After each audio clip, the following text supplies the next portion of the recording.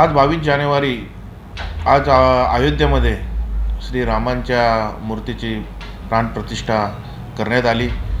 त्याचाच जल्लोष म्हणून प्रभाग क्रमांक 11 बल्याणी येथे आज सायंकाळी 7 वाजता महाआरतीचे आयोजन करण्यात आले होते।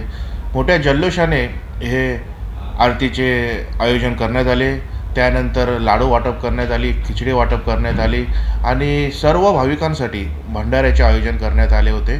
सकाळपासून जो आमच्या डॉक्टर बाबासाहेब आंबेडकर चौक ह्या परिसरामध्ये श्रीरामांचं मंदिर आहे, इथे सकाळपासून राम भक्तांनी मोठ्या प्रमाणात भाविकांनी मोठ्या प्रमाणात रांग लावली होती आणि मला वाटतं हजारो भाविकांनी श्रीरामाच्या मूर्तीचे दर्शन घेतलेले आहे।